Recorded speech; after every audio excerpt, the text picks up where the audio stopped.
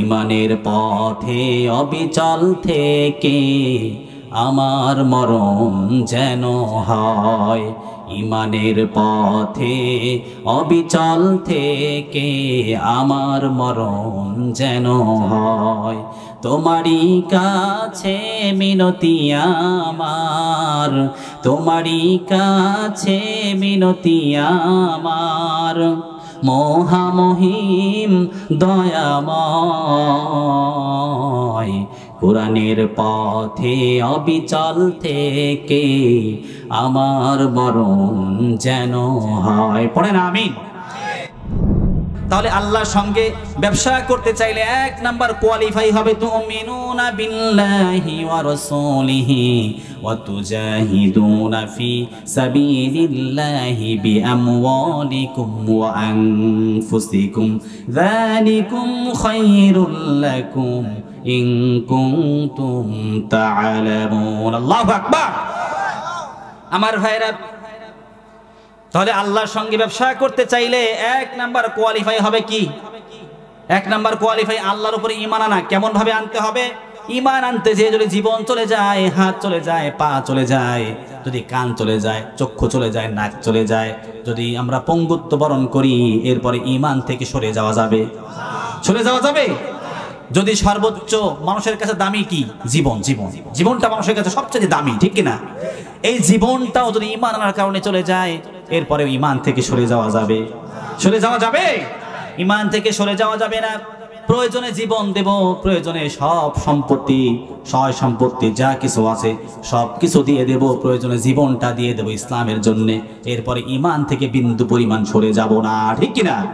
ঈমানের পথে অবিচল থেকে আমার মরণ যেন হয়। ঈমানের পথে অবিচল থেকে আমার মরণ যেন হয়। তোমারই কাছে মিনতি আমার, তোমারই কাছে মিনতি আমার, মহামহিম দয়াময়।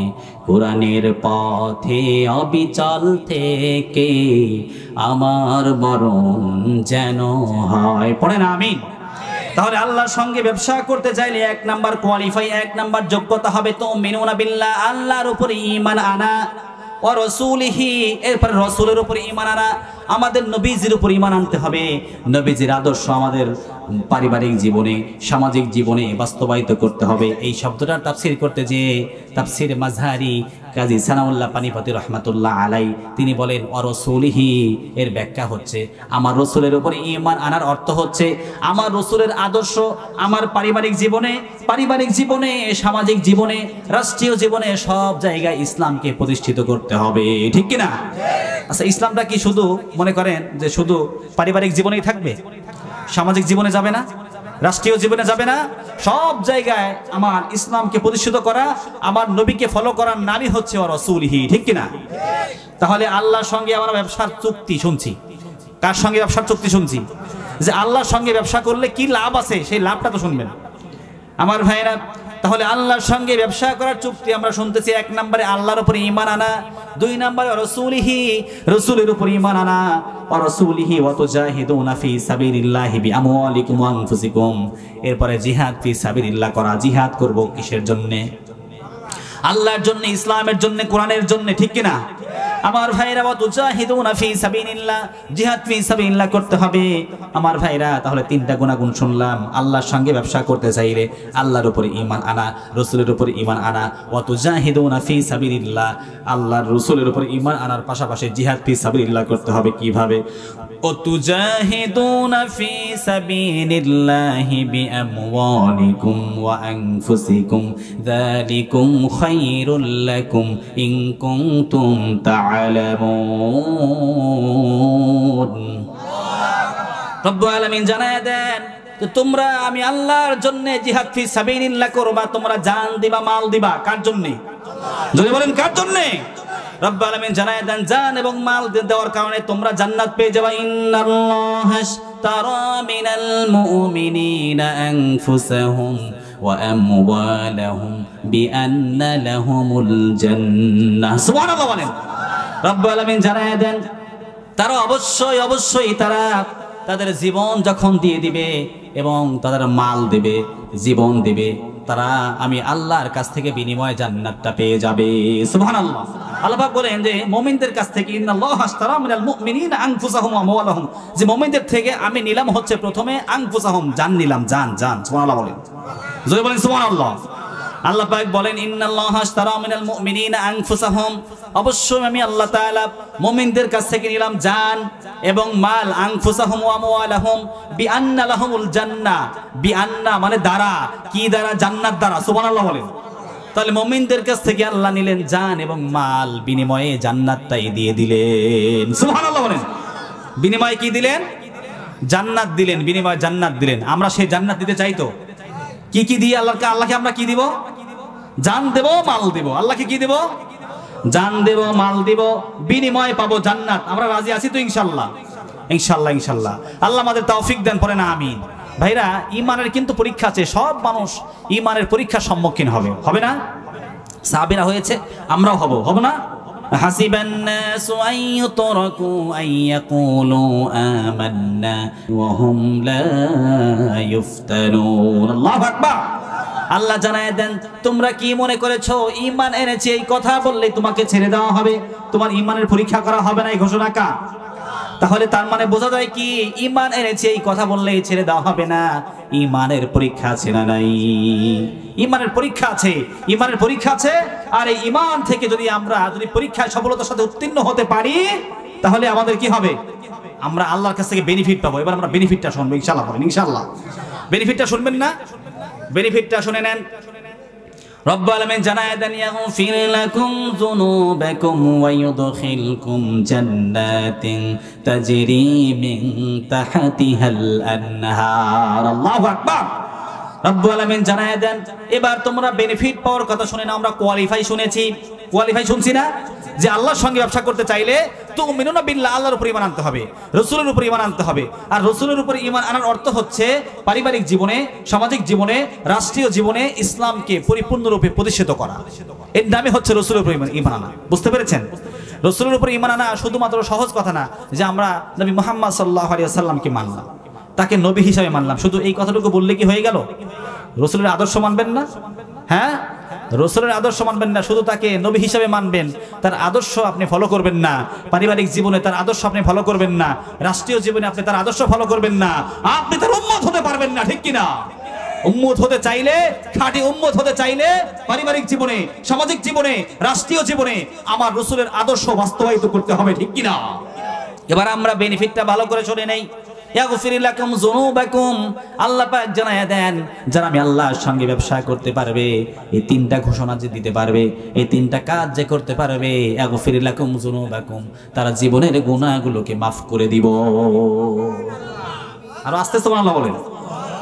এত বড় ঘোষণা শোনালাম যে আল্লাহর সঙ্গে এই ব্যবসার চুক্তিগুলো করতে পারলে আমাদের জীবনের গুনাহগুলো মাফ করবেন কি?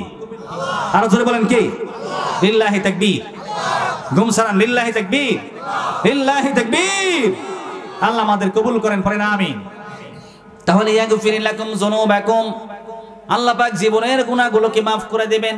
ওয়া ইদখিলকুম জান্নাতিন তাজরি মিন তাহতিহাল আনহার, এবং আল্লাহ ওয়া ইদখিলকুম জান্নাত, আল্লাহ জান্নাতের ভেতরে ওই বান্দাদেরকে প্রবেশ করাবে।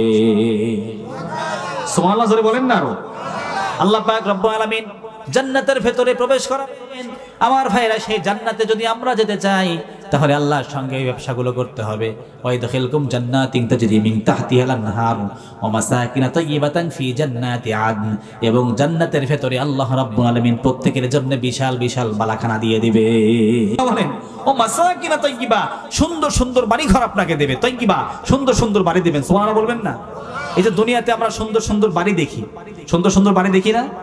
আচ্ছা, এই বাড়ি যদি মানুষ যদি এত সুন্দর করে বাড়ি বানাতে পারে, তাহলে আল্লাহর বানানো সেই ঘর বাড়িগুলো কত সুন্দর, অনেক সুন্দর না? তো আল্লাহর সেই ঘর বাড়ি যদি আমরা পেতে চাই, আমাদের দিলে ভয় থাকবে কার? জেনে পড়তে হবে কার? কারণ আল্লাহ তাআলা অসভ্য, ইতর, বদমাশদের জন্য আল্লাহ জান্নাত বানান নাই, পরহেজগার এবং মুত্তাকিদের জন্য আল্লাহ জান্নাত বানিয়েছেন। ঠিক কিনা? মুত্তাকি হওয়ার মাধ্যম এক নাম্বার হচ্ছে তাকওয়া অর্জন করা। কি অর্জন করা? তাকওয়া অর্জন করা, তাকওয়া অর্জন করেই মুত্তাকি হওয়া যায়, ঠিক কিনা? তাকওয়া অর্জন করতে হবে, খোদাভীতি পরহেজগারিতা আমাদের ভেতরে ঢোকাতে হবে, তাহলে না আমরা ভালো মানুষ, ভালো মুসলমান, খাঁটি মুসলমান হতে পারবো, ঠিক কিনা? যাদের হৃদয়ে আছে আল্লাহর ভয়ে তারা কভু পথ ভুলে যায় না, আল্লাহর প্রেম ছাড়া এই দুনিয়ায় কারো কাছে কোনো কিছু চায় না। রাতের আধারে যারা সিজদাতে রয়, দু চোখের স্রোতে নদী যেন বয়। রাতের আধারে যারা সিজদাতে রয়, দু চোখের স্রোতে নদী যেন বয়। ছলনার হাতছানি যতই আসুক পেছনে ফিরেও সে তাকায় না, যাদের হৃদয়ে আছে আল্লাহর ভয়ে তারা কভু পথ ভুলে যায় না, ঠিক কিনা? এজন্য দিলে ভয় থাকবে কার? তাকওয়া অর্জন করতে গেলে দিলে ভয় ঢোকাতে হবে কার? আর দিলের মধ্যে যদি আমাদের ভয় থাকে, সবচেয়ে ভয় যদি আমরা আল্লাহকে বেশি করতে পারি, আল্লাহ ঘোষণা দেন ওই সমস্ত মানুষ ও ভয় জানেন আমি আল্লাহর কাছে প্রিয় হয়ে যাবে। সুবহানাল্লাহ। রব্বুল আলামিন জানান ইন্না আকরামাকুম ইনদাল্লাহি আতকাকুম ইন্নাল্লাহা আলিমুন খাবীর। আল্লাহু আকবার। আল্লাহ জানায় দেন আমি আল্লাহর কাছে উভয় জাহানে তারাই প্রিয় হয়ে যাবে যাদের দিলের ভেতরে আমি আল্লাহর ভয় সবচাইতে বেশি। আমাদের দিলে সবচাইতে ভয় থাকবে কার? দুনিয়ার কোন মানুষকে ভয় করা যাবে? দুনিয়ার কোন সরকারের, দুনিয়ার কোন ক্ষমতার ভয় করা যাবে? আমরা ভয় করব কাকে? আমরা ভয় করি একমাত্র আল্লাহকে, ঠিক কিনা? আর আল্লাহকে যদি আমরা ভয় করতে পারি আমাদের উভয় জাহানে সম্মান ইজ্জত বাড়ায় দেবেন কে? পারা যাবে ইনশাআল্লাহ। আল্লাহ তোমার ভয় আমাদের দিলের ভিতর ঢুকায় দাও, পড়ে না আমিন। ওয়া মাসাকিনা তাইয়্যিবাতান ফি জান্নাতি আদন, আল্লাহ জান্নাতের ভিতরে সুন্দর সুন্দর বাড়িঘর দেবেন আমার ভাইরা। ওয়া মাসাকিনা ফি জান্নাতি আদন ওয়া যালিকাল ফাওজুল আযীম। সুবহানাল্লাহ বলেন। আর আল্লাহ বলেন যারা আমি আল্লাহর সঙ্গে সফলতার সঙ্গে ব্যবসা করতে পারবে, আমি আল্লাহ ঘোষণা দিলাম তারা মহা সাফল্য বয়ে আনলো। সুবহানাল্লাহ। তারা তাদের লাইফে মহা সাফল্য বয়ে আনলো। সুবহানাল্লাহ বলেন। ভাইরা আমরা দুনিয়ার সফলতার পিছে খালি দৌড়াই, দুনিয়ার সফলতার পিছে দৌড়াই না। আমরা দুনিয়াতে ভালো ব্যবসা করতে পারলে সে সফল ব্যবসায়ী, ঠিক না? কিন্তু আল্লাহর সঙ্গে আল্লাহ বলেন যে এই ব্যবসার চুক্তি যারা করতে পারবে, এই ব্যবসা যারা আমি সফলতার সাথে আমার সঙ্গে যারা সফলতার সঙ্গে করতে পারবে, তারা তাদের জীবনে মহা সাফল্য বয়ে আনলো। বলেন সুবহানাল্লাহ। জোরে বলেন না সুবহানাল্লাহ। তাহলে আমরা কি আল্লাহর সঙ্গে ব্যবসা করতে রাজি আছি ইনশাআল্লাহ? ইনশাআল্লাহ বলেন ইনশাআল্লাহ। জান মাল আপাতত জান দেওয়ার দরকার নেই, আপাতত জান দেওয়ার দরকার নেই। জান দেওয়ার যদি কখনো সময় হয় আমরা ইসলামের জন্যে, দ্বীনের জন্যে, কোরআনের জন্যে, আল্লাহর জন্যে, রাসূলের জন্যে জীবন দেওয়ার প্রয়োজন হয় আমরা জীবন দিব ইনশাআল্লাহ।